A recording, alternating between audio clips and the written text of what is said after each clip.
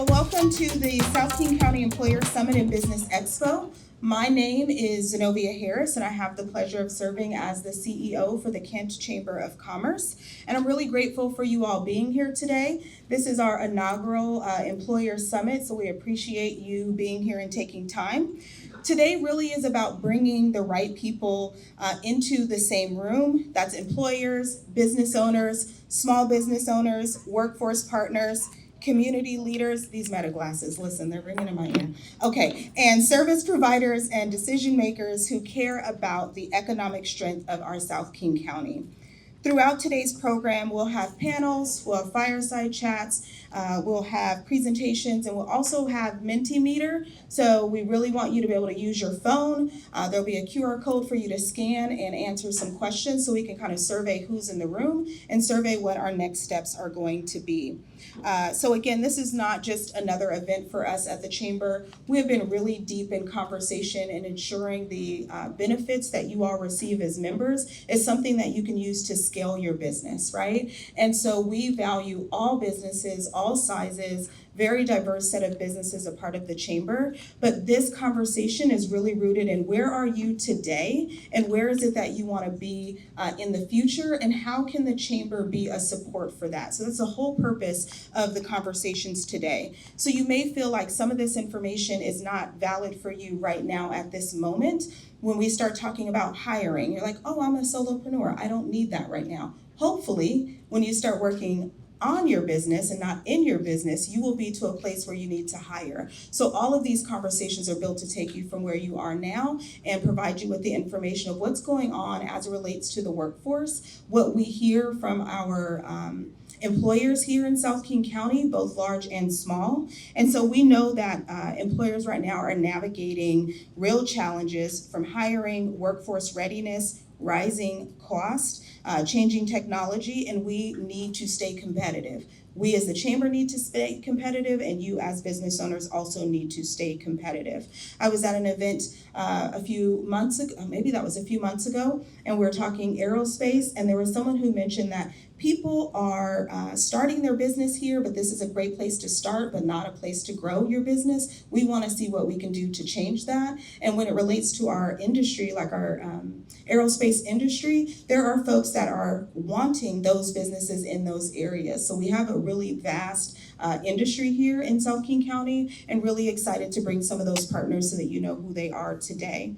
Before we move into our program though, I do want to take a moment to thank some of our sponsors that made today possible. Please join me in thanking Gisa Credit Union, Quit Building Group, Newberry Realty, Harborstone Credit Union, Intech Consulting, Kent Reporter, DD Real Estate, and Salau Credit Union for their sponsorship today. I also want to thank our additional partners and supporters. These are folks who are 100% behind the mission of the Chamber. It just looks different in their business. So I want to thank the Office of Regulatory Innovation and Assistance. I believe they are here today. They also have a booth down there. They are a partner with us. We're able to share information and receive information that's going to be valuable to your businesses. Also want to say thank you to Crane Photography and I Love Kent. Crane Photography is here taking our still photos, and I Love Kent South King Media covers 7 areas here in South King County. And so these videos will be reproduced. They will not be reproduced. They will be produced, put on our YouTube channel so that you can look at it at a later date. So I just want to say thank you so much to our partners. So events like this do not happen without organizations really to invest in the connection and the visibility and also the long-term sustainable success of our business community. And we're really grateful for that. So today, again, you're going to hear from panelists who bring expertise. One of the things we believe in is that lived experience. So everyone that you're going to be able to hear from today has some lived experience, and they're not going to be talking about theory. They're going to be talking about what's happening right now in our city, in Kent, in our county as well. So my hope is that you leave here with more than just notes. My hope is that you leave here with a connection, a strategy, or even a resource for moving your business to the next level. So I want to encourage you to stay after the Employer Summit. We have businesses, we have nonprofits, we have food vendors, service providers, and community partners joining us on the Expo floor. Some of those connections last year, so after we have our expo, we pull out a survey and we send out that survey, and one of my members said, Zenovia, I'm so grateful for the opportunity to have been at the summit or for the business expo because I got a contract. I got a $20,000 contract with the ShoWare Center just because I was there and they were shooting videos. Those are the kind of things that we want to hear about the connections that you're making at our events. So again, doesn't matter how many people are in the room as long as you're in the right room, and being in the room is critical. So really just want to make sure that you take advantage of all of the vendors that are here today. And so now it is my pleasure to introduce the president of the Kent Chamber of Commerce Board of Directors, Raj Sidhu. He is the founder of Intech Consulting. Raj has been a strong partner in helping the Chamber think strategically about business support, innovation, technology, and the future of our local economy. His leadership reflects the kind of forward-thinking partnership we need as we continue to strengthen South King County. So please help me in welcoming Raj Sidhu. Good afternoon, everyone. My name is Raj Sidhu. I'm the president of Kent Chamber of Commerce, Board of Directors, and the founder of Intech Consulting. We are an IT and cybersecurity company based right here in Kent. It is my pleasure to welcome you to the South King County Employers Summit and Business Expo. Before I get into why today matters, I want to tell you why it matters to me. When I started my company, I wasn't a keynote speaker or a board president. I was the person wearing every hat: sales, service, invoicing, and yes, IT support at 11 o'clock at night.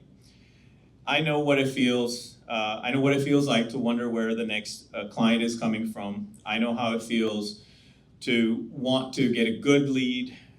I know how it feels I know how it feels to want a good introduction, one piece of advice, one person who's been there before. That experience is why I believe so strongly in what we're doing today in this room. So look around in this room. We have small business owners, nonprofit leaders, workforce partners, manufacturers, restaurant owners, retailers, aerospace companies, service providers, and community partners. Every one of you sees a piece of this economy that nobody else sees. And that's exactly why you're here. Not to sit through presentations, but to be heard. Too often, when people think about Chamber of Commerce, they picture networking events and ribbon cuttings. Those matter, but I'll be honest with you, if that's all we do, we're not doing our job. The Chamber has a responsibility to understand and support the entire business ecosystem, the home-based business that's just getting started, the restaurant that's fighting to keep its doors open, the manufacturer searching for skilled workers, the aerospace company navigating supply chain and workforce issues. And here's the truth I've learned, both as a business leader and also being in this role. Not every business needs the same thing. A restaurant may need help with permitting, staffing, and foot traffic. A professional services company like mine may need referrals or visibility. A manufacturer may need workforce pipelines and transportation solutions. A larger employer may need regional collaboration and a direct line to government partners. The Chamber's vision has to be broad enough to serve all of them. That's the standard that I hold us to. For me, the value of today isn't in just the panels or the presentations. It's in three things: the information we gather, the relationships we build, and what you do when you're done today. The actions we take after we go home matter. I don't want a chamber that waits for businesses to struggle before asking what they need. I want a chamber that is proactive, data-driven, and prepared to advocate for the economic future of this region.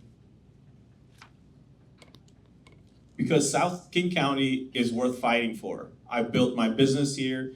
Many of you have built lives here. This is one of the most diverse, hardworking, opportunity-rich regions in the state. Major employers, entrepreneurs, industrial companies, nonprofits, educators, and innovators all in one ecosystem. When we connect those pieces with intention, we create a real economic power. So here's my ask.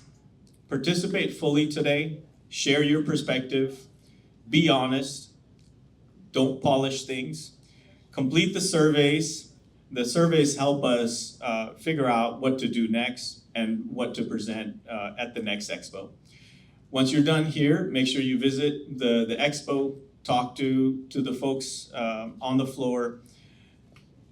On behalf of the Kent Chamber Board of Directors, thank you for being here, thank you for investing your time, and thank you for helping shape the future of business in Kent and South King County. We're ready to listen, learn, and move forward together. And now it is my pleasure to introduce you to our keynote speaker, Dr. Anneliese Vance-Sherman. Dr. Vance-Sherman serves as the Chief Labor Economist for Labor Market Information and Research at the Washington Employment Security Department. Her work helps employers, policymakers, and community partners understand the economic and labor market trends shaping our state and our region. As we talk today about the workforce and hiring and retention and the future of South King County's economy, her insight could not be more timely since she brings the data, the contacts, and the perspective we need to understand where we are today, where the labor market is moving, and what the employers should be watching as they plan for the future. Please join me in welcoming Dr. Anneliese Vance-Sherman. Thank you. Good afternoon. I am here with the Employment Security Department. I'm going to walk a little bit through, I guess, kind of like a commercial. But we are Washington's workforce agency. We have a lot of different resources that we have that touch different parts of the workforce and are here to work with businesses to help our communities thrive. So the first slide.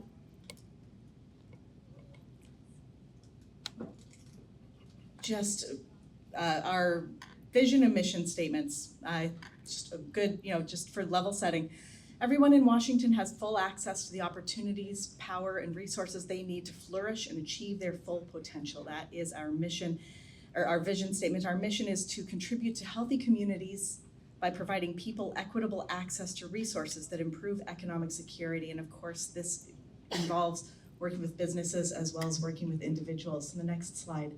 I am not going to read all of this, but I think that just to understand our agency and the different resources we have, we're best known, of course, for unemployment insurance. Anything that has to do with unemployment insurance in Washington State does go through the Washington Employment Security Department, including a lot of different programs that go beyond just the traditional payments of unemployment insurance that are intended to help buy people time so that they have the chance to connect their skills optimally with employers who need those skills. But we also have programs such as shared work and on-the-job, offer some assistance with on-the-job training and different programs to really assist employers, especially those that are at any kind of risk, to be able to help, secure and keep their workforce. For example, shared work is a program that involves if an employer is likely to have to go through layoffs, because of a rough patch in the road, helping to subsidize some of that work so that they can keep their employers or their employees for when there's an upturn, for example. We also have paid family medical leave and WA cares. We're participants in that to help the people who we work with also do what the most important work of their lives and being there for family when emergencies and when that time is needed. Workforce services. We are involved in the workforce system as a partner, including the WorkSource offices. I know we have the WorkSource office in Auburn and across the state. This is really a resource that's there to help connect job seekers with employment opportunities and with the training that will help them achieve the goals, their goals and the specific skill development that's needed for them to be successful with employers. So that opportunity is there as well. And then this little tiny division that I work for, which is labor market information. We are the Washington State, we have the contract with the Bureau of Labor Statistics for Washington State. So when you hear about the unemployment rate that was released yesterday, and different pieces of the dynamics of the labor market, the data that we trust across the nation in order to tell us what's going on, that's coming in partnership with the Employment Security Department and Bureau of Labor Statistics in Washington State. Next slide. So the division I work for is Labor Market Information and Research, and we are the official source of Washington State labor market information. We specialize in economic analysis, research, program and policy evaluation, and risk assessment. We produce, analyze, and share quality information for decision making, and that's really why I am here, and that's what really excites me, is figuring out how to help translate some of this information into useful information for individuals and businesses. Next slide. Just really quickly, some different, and I don't know if these, well, I know that there's, these are being recorded. If the slides are available afterwards, you can also read through these, but essentially, labor market information helps us understand the world of work, helps us understand the ecosystem that we're in, and some of the drivers that impact our ability, especially to connect with workers. We have regional economists stationed around the state. That's the next slide. 5 regional economists on my team. The regional economist in this area covering King and Pierce County is Paul Turek. I've included his contact information on this slide. Paul is available to really work closely with anybody who has a need for labor market information and analysis. An example, I moved from being a regional economist. In that role, we work with businesses, figuring out what kinds of wages are the competitive wages in the region. What are some of the trends we're seeing? What might the cost be to expand a workforce? A lot of different questions around the workforce that we can actually work with you on, and Paul Turek would be your contact, or you can contact me as well. Next slide. And esd.wa.gov, that's where you can find all of our contact, all of our information, including labor market information. Next slide. And I'm putting a special note about the county profiles. So yesterday you heard about the unemployment rate, 5.2%. I'll talk about that in a minute. And that overall trends that are released once a month. We also have county level data that's released once a month with a little bit of a lag. We've started transforming that into an easy to read, easy to access tool. We call those the county profiles, and I've just put the King County profile up on the screen. And this is just a really quick, written in English, easy to access. You don't have to dive into the spreadsheets underlying it. A chance to get a sense about what's happening in King County this month. What industries expanded, what industries are struggling, what's the unemployment rate, what does our workforce look like? So this is all in one place. We update these every single month. And that's a relatively new resource that I would invite you to explore. Okay, and with the next slide, we'll jump from commercial mode into what we're seeing in the labor market. So starting off with, next slide, labor force and unemployment. I'll start with a little bit of definitions. When we're talking about the labor force, we're talking about all people who either have a job or are actively seeking employment. And the ones who are actively seeking employment are what we call unemployed. It's an important distinction. It's not the same thing as unemployment insurance claims. It's not the same thing as just not having a job. That it's people who are actively seeking work. And that's really what that number that we hear every single month, what that's really referring to is how many people who really do want a job and are putting in the work are not connecting with work. Right now, the US unemployment rate on a seasonally adjusted basis is 4.3% as of June 2026. Washington State, it was 5.2%. That's 3 months in a row at 5.2%. And as we'll see in overall, it's been a slow but very steady ramp up recently. And what that really means when we're talking about, again, the portion of people who are actively seeking work, what this means is that job seekers are having a, well, okay, Guess when 2020 is on that slide? We've had some ups and downs. When we're looking at the time just before 2020 and that time in 2021, 2022, when our unemployment rate was in that low 4% range, that meant job seekers were generally successfully able to connect with work fairly quickly. Statistically speaking, everybody's circumstances are going to be different within that. But it also means when you've got a low unemployment rate as businesses, it's a little bit harder to hire. This is when you are competing with other businesses and competing based on wage or based on what you're able to offer specifically. We also see a lot more voluntary quitting during those time periods when there's a lot of job opportunities available, we see a lot more dynamics, which puts the challenge on employers. Right now, we're seeing that unemployment rate creeping up bit by bit. It is an increase. We're going through a transition. It is an increasingly challenging job market for job seekers, although relative to the past, if we had this graph going back to the Great Recession, we can certainly see what happened in 2020. Relatively speaking, when we're talking about 5%, we're talking about a pretty even. It's a little bit challenging for employers. It's a little bit challenging for job seekers. Nobody has a clear upper hand in this particular moment, and that's been creeping up bit by bit. Seattle MSA is 5.2%. And the city of Kent, yes, we do actually have some statistics for the city level, not a whole lot, but the unemployment rate is one of them. City of Kent in May was 5.1%, so really similar to what we're seeing nationally, similar to what we're seeing in Washington statewide, as well as the Seattle area in general. Next slide. When we're looking across the nation, we can take a look at what our unemployment rate is compared to other places.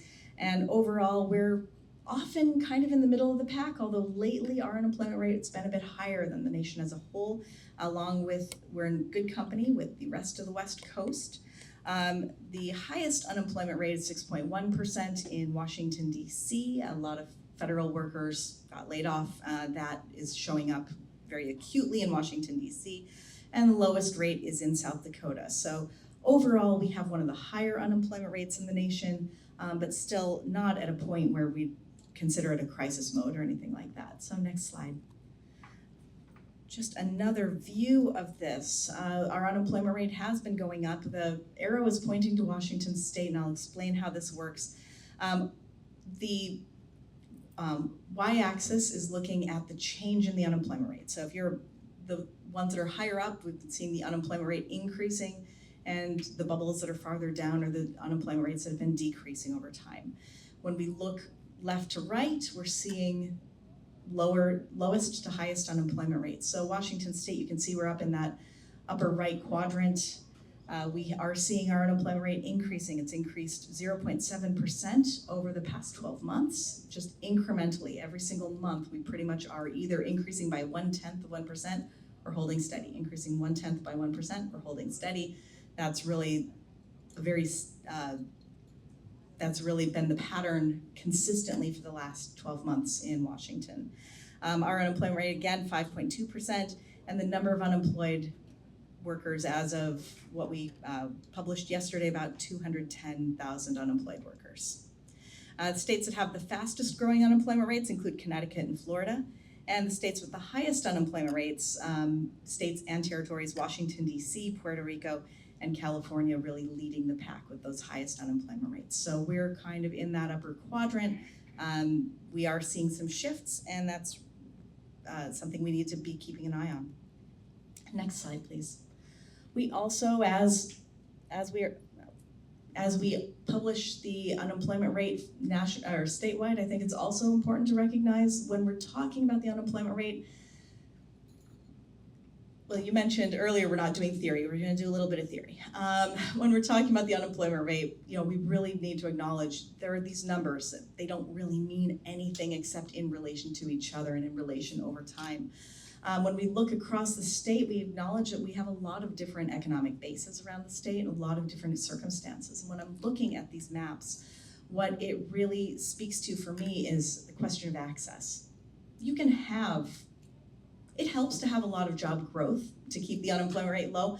But in theory, you don't necessarily need job growth. You need people to be able to match those skills that are being sought with the skills that you have, being able to make those connections. And when I look around the state, I can see a few different patterns. And speaking to that access, if we were to look at a map of broadband access, for example, you'd see something that looks really similar. If you were to look at internet connectivity and roadways, and public transit availability, this is really a question when we're talking about the unemployment rate and the labor force. We're talking about people and their ability to connect to work. So when I'm looking at this map, I see a couple areas that stand out as having consistently some of the highest unemployment rates around the state, including Pacific and Wahkiakum counties in Southwest Washington, Ferry County in Eastern Washington. Those do tend to have some of the higher unemployment rates. These are also areas that have a lot of dependence on minerals and agriculture and mining. The lowest unemployment rate, 3.1% in Stoughton County. It's a tiny county that is largely a bedroom community for Lewiston. But when we look at the map, there are a couple things that jump out at me. One is that we can kind of see in central Washington, it's going to fluctuate substantially from one month to the next because it's so geared to agriculture and those seasonal rhythms of agriculture. Another thing that I often see when I'm looking at the map is I can pretty much see I-5. With a lot of our lowest unemployment rates really occurring in that central and north sound areas where we do have I-5, we have bus service, we have good internet connectivity. Generally speaking, this is an area where there's a lot of dynamic movement of workers, a lot of commuting, a lot of availability of jobs online and just different ways to access information about jobs and to be able to get to jobs. Next slide, please. So I mentioned there's a couple pieces. It's not just the number of people that are unemployed as a rate. We're looking at the labor force itself, the size of the labor force itself, and that is really something that's been interesting in this case. Part of the reason the unemployment rate's been low-ish and kind of staying there has a lot to do with the denominator. Okay, so when we're looking at this rate, the numerator is the number of unemployed people and the denominator is the number of people that are in the workforce as a whole, either employed or unemployed. And that denominator's been moving substantially. And I give this long view. You can see the Washington is the orange line. It bounces around a lot. That's small numbers. We're going to talk about that dark blue line. That's the United States as a whole. And overall, when we go back to 1948, this is as far as the data extends, and we can see picking up in about the 1970s, we see a huge bubble. We see the labor force substantially increase. A lot of different economic activity fueling that.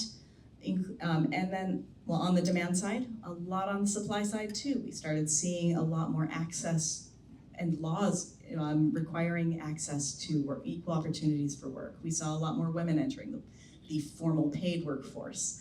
And so we really see kind of this arc of a generation. By the late 1990s, early 2000s, we reached the highest labor force participation rates we've ever seen in our country. And that's really when the baby boomer generation as a whole was all in. Since then, we've been seeing a lot of declines. A lot of this is tied to retirements.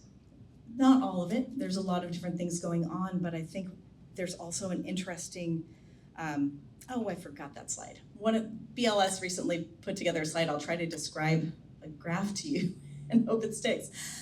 One of the things that's been really interesting, though, when thinking about the question about the dynamic of the labor force and recognizing that there have been some shifts and that generation plays into this, that overall arc, we're seeing the unemployment or the labor force participation drop, and pretty consistently. When we look at workers age 55 and over, we're seeing a substantial drop. This is a small portion of the workforce. When we look at workers age 25 to 54, we are actually at the highest levels we've ever seen in terms of labor force participation, matching what we were at in 2000.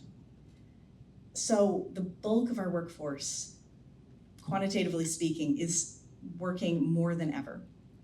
And we see just the the baby boomer generation retiring, some of the older Gen X retiring, and that's enough to pull us down, and that really speaks to the numbers. We've got a very, very large generation moving out of the workforce and relatively smaller generation moving in.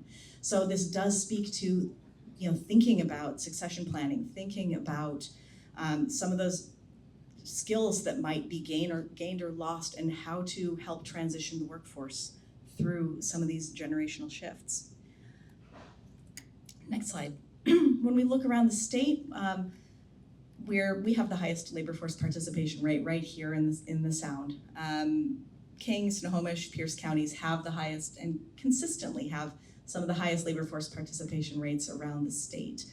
We also see Benton, Franklin, Hanford, a lot of very high labor force participation rate is there as well. So when we look at some of the demographics, we have a relatively young workforce. We have also a very high cost of living, and that contributes to the need for people to work, contributing to the high labor force participation rate that we see here.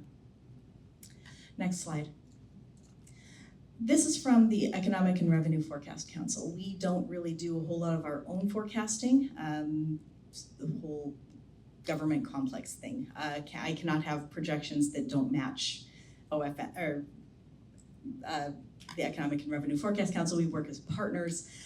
They're relying on our data and projecting that forward. And one of the things that we've been seeing is, I think right now we're in this moment, we know that there are a lot of changes happening in different parts of the economy. And so what is it? Is it going to show up in the unemployment rate? Is it going to show up in the labor market? And the answer is, it'll take a while.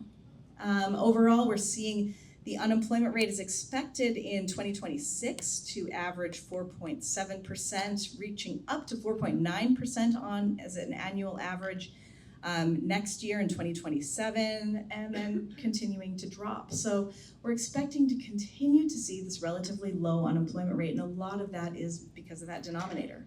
Overall, if you are looking for work, you're more likely to be able to connect with work, partially because you are competing with fewer job seekers.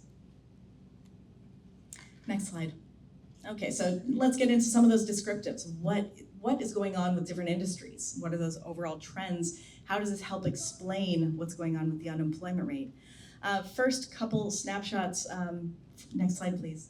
Washington State's employment ecosystem. We collect a lot of information through our surveys as well as through employer records. And I actually do want to pause. I should have done this early on. If you do receive any surveys from the Bureau of Labor Statistics or ESD, thank you.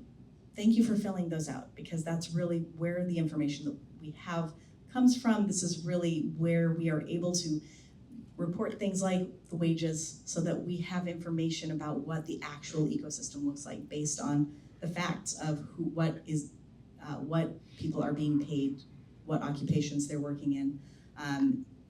This information gets turned around. We make it available to everybody because we really do think that good decisions come from having good data.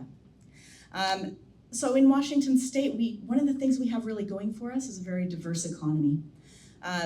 In terms of employment, our top 3 sectors of employment are government. Now, government is really diverse. Government is going to include everything from traditional government activities, people that look and talk like me, but it's also going to include all of our public schools. It's going to include our universities. It's going to include tribal enterprises, PUDs, utilities, a lot of different activities really bundled in within what we define as government. So as a sector, it's actually quite diverse. Second largest sector in terms of employment is healthcare. So both of these really deriving a lot of their demand from people being here, wanting to be here, moving here. We are a state that continues to attract people. We continue to grow. Retail trade would be our 3rd largest employer in terms of industry. And a lot of diversity in wages. Our average annual wage in 2024 was $92,467. And our 3 top employers in terms of wages are management of companies. These are headquarters. A lot of them are going to be in Seattle. where the average wage was $276,000 a year. Information, which includes software developing, $276,000 a year, and professional and business services at $148,000. So a lot of diversity. We also have a lot of industries where the average wage is closer to $60,000. So tremendous amount of diversity within that, and that is part of our strength in Washington. When we look at King County, we have a little bit of a different snapshot. Now, first of all, the state is going to reflect King County more than any other county in the entire state. So that's something to recognize. In King County, though, we have a little bit of a different mix. Government and healthcare, still the top two employment sectors. Professional, scientific, and technical services following right behind that. So we have a lot of tech, and we know that, but being able to put some actual numbers to that really helps tell that story. The average wage was $132,000 a year in 2024. And the average wage in information, our top earners, on average, $350,000 a year. Management of companies, again, headquarters, $302,000, and professional business services at about $173,000 a year. So a lot of diversity within that as well. And we do have a lot of other sectors that really play a role. One thing that's interesting to me is that information sector and professional business services as well. These are two sectors where we kind of think colloquially the tech jobs. Tremendous amount of growth over the past decades, starting to kind of round a corner, and we'll see in a minute what that has looked like in Washington State and in King County. But overall, still some of our a great deal of growth, a great deal of change. I was a little bit surprised when I saw that information is actually top 4. When we look at top 3 sectors, I was pulling that together, information's number 4. And even just a few years ago, it would not have even come close to number 4. So a lot of growth in these tech sectors in Washington State. Okay, so now let's talk a little bit about the movement of jobs recently. Overall, this graph is showing month-to-month job growth. So we seasonally adjust our numbers. So we're not just capturing, growth in the summer, declines in the winter. This is really seasonally adjusted. So looking at the overall trend of employment. And what we've been seeing is a lot of up and down. In fact, if I had extended this graph out further to capture 2023, we would have seen all of those bars on the upside until late 2024 when we started seeing a few drop below. And it's pretty much every other month. We're up, we're down, we're up, we're down. It's been really flat overall. The last 3 months, we had a loss of 4,800 jobs in April, a gain of 10,500 in May, which after revisions only went down 100. So it tells me that that's actually a real bump in the employment. In June, up 5,400. But as you can see, when you look at this overall trend for the last couple of years, I'm not holding my breath. 2 months in a row of growth, we have seen that. 3, 4, this has really been the trend of up and down, not really giving us any strong sense of direction about whether we're moving into a period of growth or moving into a period of decline. Next slide. Overall, just the story I've been telling. You look at the dark blue line, this is looking at job growth. You can see it's kind of crested, and it's more or less just holding steady. And when we look at the unemployment rate, which is that orange line, just that slow incremental increase in the unemployment rate, you're gonna see one missed data point. That was the government shutdown. We don't have data for October of 2025. Next slide. All right, so what does this mean when we're looking beneath the surface? We know overall things are looking kind of flat, but what does that mean from one industry to another, and how do we translate that into our experiences, depending on where we are in the economy? So looking over the month, and again, these are the numbers that were published yesterday, we saw an increase of 5,400 jobs in total non-farm jobs. The largest increase is, I'll start with this one, government. Okay, I mentioned we do seasonal adjustment. Government was the largest increase, 4,000 jobs. Really though, if you were to look beneath the surface, we can see we actually lost jobs. but we didn't lose nearly as many jobs as we thought we were gonna lose. So that's a gain of 4,000 jobs. That's kind of what that seasonal adjustment does, is it helps us be able to kind of take out the schools out for the summer scenario and kind of compare it against what we would expect to be the case. So overall, government, yes, we did lose jobs, but not as many as we thought we were gonna lose. Government came out in the black. Leisure and hospitality, up 3,200 jobs. Private education and health services, mostly this is health services, mostly this is hospitals and doctors' offices. Up 1,600, other services up 1,600. Overall, when we're looking at those services, we're seeing an increase. When we're looking at our deepest losses over the month, we saw professional and business services down 3,800 jobs, manufacturing down 1,300, retail trade down 1,100, construction down 600. So, when we look at that goods sector, overall seeing some declines. One thing that really jumped out at me with the last two reports, this leisure and hospitality. First of all, leisure and hospitality, you'll see in a minute, has been struggling, but this is a sector that has been climbing back from the pandemic. And we saw the addition of 3,200 jobs, and then when we combine that with last month's numbers, we saw an increase of 8,000 jobs in Washington State in leisure and hospitality, mostly in restaurants and bars. Go soccer. Overall, I expect that this is a artifact of the tournaments. So we'll see in July if the World Cup is what I think that what's really fueling a lot of this growth is the World Cup. And I think when we look at July's numbers next month, if we see that drop, then we'll know this was a temporary influx, and we'll start to pull that together with other pieces of data to really understand what that economic impact looked like. But it is very much showing up in our numbers. Next slide, please.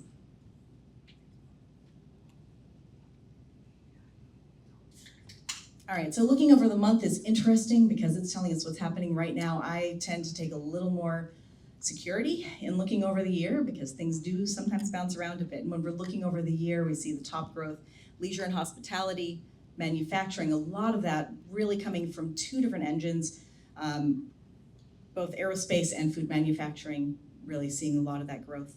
Transportation, warehousing, and utilities, guess what? A lot of that is actually that we now collect information from rideshare drivers.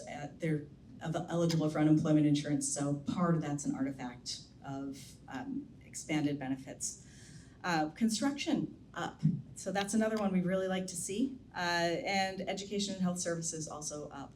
When we look over the year where we've seen the deepest declines, there's government, mostly federal, and this one's interesting because federal is actually a tiny piece of government employment in Washington State compared to state and local, and the deepest losses are from government, or from federal government specifically. Retail trade, information, one of our high growth sectors, really showing up in the black recently as well.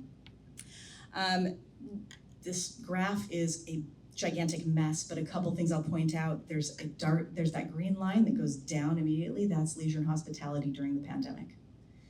Overall, it has been climbing back, has yet to reach pre-pandemic levels of employment, but one to really point out. You see another line that I think is really interesting, this brown line that kind of crests. That's information.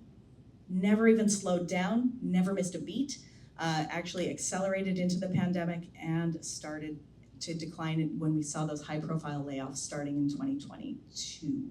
So overall, a lot of diversity, and this is a much easier way to read it when we're looking at where we've seen the highest growth from just before the pandemic until now. Transportation and warehousing, a lot of that's our drivers.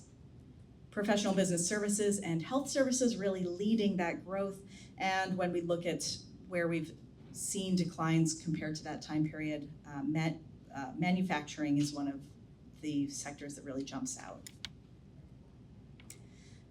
Around the state, okay, another messy one. Let's take oh, I'm sorry.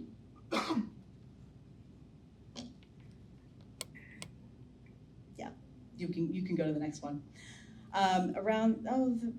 Okay, well, this one's a messy one and hard to read anyway, so we're gonna go to the next one. And what we're seeing is around the state, where did we see the highest growth? We saw a lot of growth in Olympia, partially because a lot of jobs just didn't go away because a lot of them went virtual. Kennewick, Richland, Tri-Cities, tremendous amount of growth. A lot of that actually in food manufacturing. Where we've seen some declines overall, Bellingham, Everett. But when we're looking at where the Seattle area is, really we're kind of right around the middle. Seattle area really kind of showing kind of neutral, when we look around the state. So we're not the area with the largest growth, we're not the area with the largest declines, but we also have the largest numbers, which means we're gonna look the most like the state. Next slide. And going back to the Economic and Revenue Forecast Council, we're in this time period of seeing that things have flattened out. What do the people who do the forecasts expect? And they expect things to be pretty flat. So overall, they're expecting payroll employment change to, in 2026, increase by 0.4%, and increase by an exciting 0.3% in 2027. We'll get to an actual close to 1%, 0.8% in 2030. We're expecting things to be pretty slow. And so right now, I don't like the phrase new normal, but that just kind of feels like where we are right now. Not a whole lot of change happening at that broadest level, but we are seeing some shifts happening beneath the surface. And I'm pretty sure that we can skip 2 slides. This is my contact information as well as that of the regional economists around the state. And I think I used up my time, but if there is time for questions, I'm happy to engage in questions and conversation.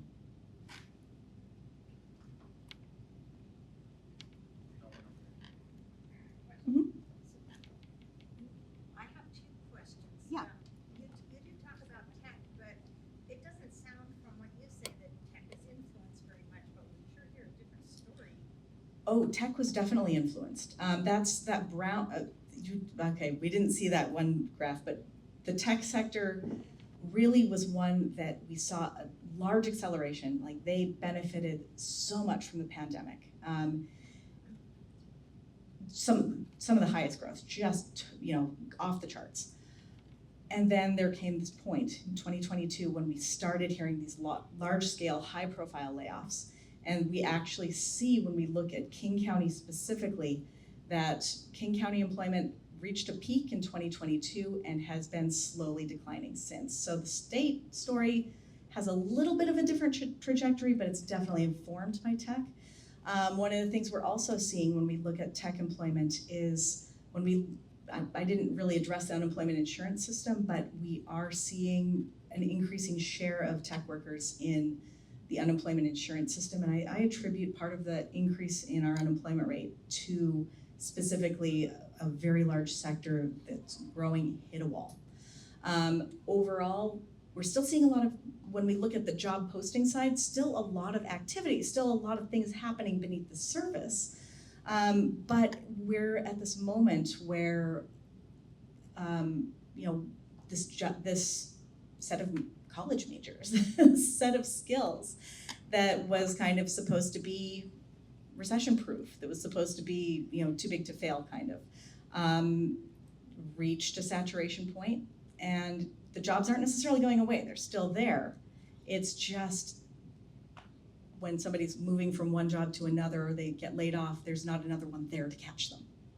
So we are absolutely seeing a challenge, and that's really centered in King County. So my second question is, Seattle market area was reputedly before the World Cup the only market area that wasn't getting a bump, and we heard a lot about down projected hotels, etc. So do you think in the long run we're going to come out good?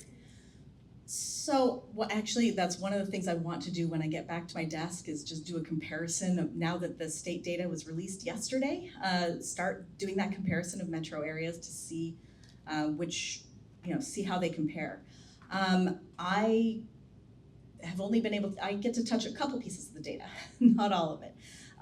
But one of the things that really stood out for me was leisure and hospitality definitely was, our biggest contributor in the last couple months to that growth, and it was almost entirely in restaurants and bars. When we look at accommodations, that's actually flat, which did come as a little bit of a surprise to me. Is that a volume number or a body number? That's a number of jobs, a number of people that are working jobs, whether part-time or full-time. We also know that that could be mitigated a little bit by, we know that there was a strike happening in Pioneer Square, so that's going to affect those numbers in June. But one thing that definitely showed up was restaurants did great, hotels did not. It gets me kind of thinking about, well, where might those gray areas be where, where does an Airbnb show up? It probably doesn't. So as consumers are shifting the ways in which they recreate, that's also going to be something that's going to be invisible in our data. I did hear similar, so I know what I have heard, and I haven't dug into the data, is that we had less activity at the airport than we had anticipated. So that kind of speaks to where are people coming from and how long are they staying. That's not data that I've had a chance to really dig into, but I think as we start to be able to gather some of these different pieces, the retail sales information, statistics from the Port of Seattle, we'll start to get a more complete picture. But so far, I find the contrast between restaurants and hotels interesting. Will we ever see any kind of overview recap without talking to you? I'm sorry, I wasn't quite sure. Will we ever see the total picture statistically without speaking to somebody like you? Will it be available? I think there are a lot of people who were really invested in putting together models before the events. And I guess the question is, if your model is off, and they always are, no matter what, because the numbers are always, you're trying to predict something. Who's going to come forward and say, yeah, my model was off, and here's how much it was off by? I am going to be paying attention to the Seattle Metro Chamber of Commerce. I know that they invested a lot of money and a lot of energy and a lot of advertising into understanding what the effects were likely to be. So that's one entity that I'm going to be paying attention to, because I think they've put a lot of information out there. There's going to be that question about follow-up. And you absolutely can contact me or Paul or any of the regional economists, and we can kind of help navigate that as well.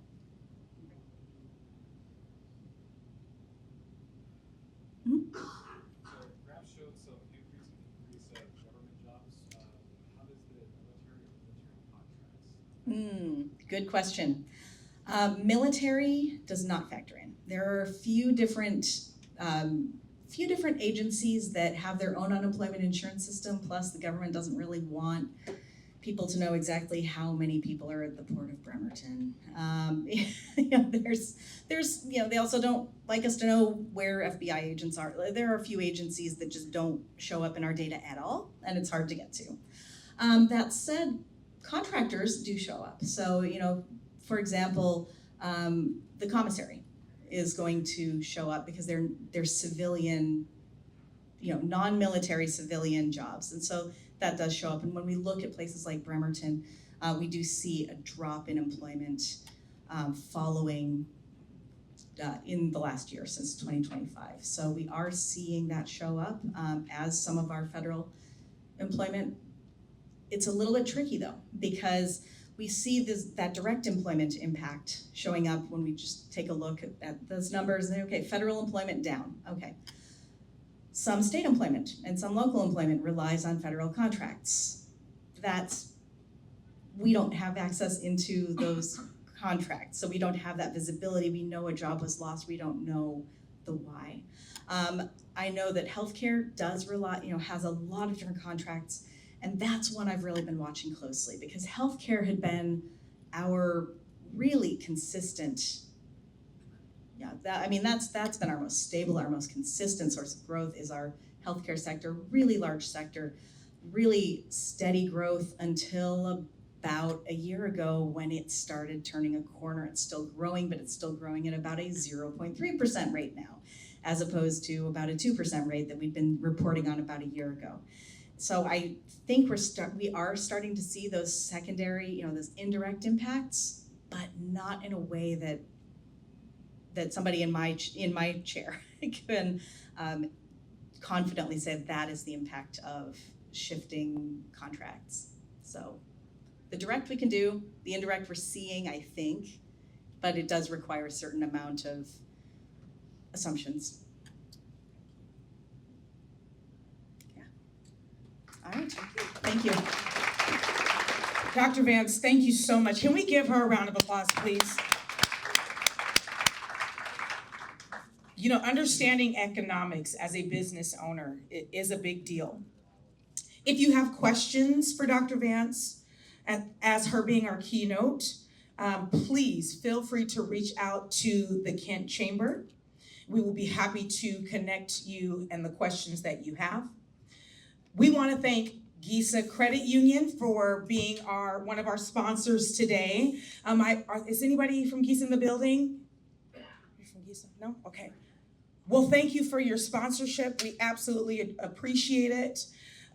Before we move into the employer needs assessment portion, I want to introduce myself. My name is Dee Scott, team lead of DD Real Estate, powered by Keller Williams. I have been in real estate for 20 plus years, and it is still fun for me. The greatest thing that I get to do is help people build generational wealth through home ownership. And sometimes it's business owners, sometimes we get to roundtable and figure out how do we reposition their equity to be able to do the one thing that they want to do. I'm also a board member here at the Kent Chamber of Commerce. Proudly, thank you. And we are here as I'm here as a board member for all of you. The great thing about the Kent Chamber, and I've been a part of the Kent Chamber of 2 years now, you're not gonna see the amount of business owners that are in this office that represent Kent, and we are all in the same spaces, right? Like we're all in the same economic system. And so for us to be able to be here, to hear the same information, to take it back to our communities and the people that we serve, to hear about what the economic climate is, that is, to me, that is just invaluable. So I'm hoping that you can take what we're going to do today and apply it to your businesses. I am also the president of Sierra Sisters. It's a nonprofit organization that my mom started 35 years ago. I am a mother of 3, 22-year-olds, 16 and 3. So yes, life is a little bit of a zoo at the house. I want to shift a little bit because what Dr. Vance-Sherman talked about today impacts real estate. And I'm gonna give you a few more statistics, okay? Is that all right? I'll give you a few numbers. Right now, average days on market in Kent, Washington is 15 days. Yeah, right? You're like, where? Okay, yes, it's average, okay? Square footage, price per square footage is $385. King County is 403. What's fascinating about this is that our month supply for Kent is 4.1. King County is 5.2. How many showings do we get to pending? Is 13 in Kent. King County is 9. We are actively in what we would call a balanced market. Does everybody remember when COVID happened and the interest rates were 0.999? No, they weren't that low, but they were really, really low, right? Days on market was like something crazy, lower than 2%. Right, 2 hours. You could literally pick a price and your house would sell for that no matter the condition. Well, we're not in that market anymore. So if you are selling your home or looking to reposition your equity, the product that you put out, you're going to have more competition. So it is going to be very important that you have a representative that understands this market and how to outpace your competition. And guess what? Buyers are a little more picky, right? So we're seeing those. If you have questions about that, we have a booth downstairs, right there at DD Real Estate. Let's move on, shall we? Okay, I've got about 15 minutes, 14, 13 minutes. So I'm gonna use this time intentionally. The goal is to hear directly from you. We don't wanna assume what your business needs, but we wanna gather real feedback from employers, business owners, community partners in the room. So you're gonna see the QR code on the screen. Is the QR code on the screen? Yes, right. So now that we have the QR code, I want everybody to take out their phone. You're gonna follow at DD Home Expert, just kidding, but you should do that anyway. You're gonna scan that QR code, and we're going to participate in a live poll. Live meaning right now. Your response will help us better understand who's in the room, what employers are experiencing right now. And we're hoping that when we ask you how's it going, and it's not just the, oh, business is great. No, sometimes it's just not great. Sometimes it's hard. Okay, I'll be the only one, doctor. Sometimes it's hard. Sometimes we don't have the roadmap as things are shifting. So we want your feedback. Your response will help us better understand who's in the room and how mid-size chamber, like Kent Chamber, can be more useful to business and organizations across South King County. If you ever sat down and talked with the CEO of the Kent Chamber of Commerce, Miss Zenovia, she will tell you my number one thing is to help the small businesses succeed. That is our mission. So some of the questions are going to be multiple choice. Has everybody scanned? Did it pop up for everybody? Internet working okay? Okay. Some of them are multiple choice. Some are open-ended. One is a word cloud, so please answer honestly. Please answer honestly. The more direct your feedback is, the more useful the information will be. The information matters because the Chamber does not want to simply host events and move on. Yes, networking is important. Networking is important, especially if you're a small business owner. And yes, visibility is important. Yes, showcasing your business, creating opportunities for connections matter. But Chamber's work has to go deeper than that. We want to make sure businesses have the core, critical, foundational support they need to move forward. We don't want anybody to not succeed, no matter what the economic system or that presents. That includes access to resource, technical assistance, business planning support, workforce connections. And I'm gonna go back to business planning support. I didn't even have a business plan for the first 10 years of my business. Didn't even know I needed one. Just wanna help people sell houses and buy houses. So we wanna be intentional about helping you put together a good business plan if you don't have one. Workforce connections, marketing support, operational guidance, leadership development, and direct pathways to the right partners. One of the things I have been focused on during my time with the Chamber is helping strengthen our business clinics. I actually just taught a clinic, it's called the 411135. If you don't know what that is, follow me, we've got another class coming very soon. These clinics are designed to support businesses at every level, whether you're just getting started, trying to stabilize, preparing to grow, or navigating a specific challenge in your business. Because, well, we all have challenges in our business. The feedback that you provide today will help inform the kinds of business clinics, resources, and support the Chamber builds moving forward. We don't want to offer you tea and really what you need is water. Is that fair? Somebody say yes. Yeah. There we go.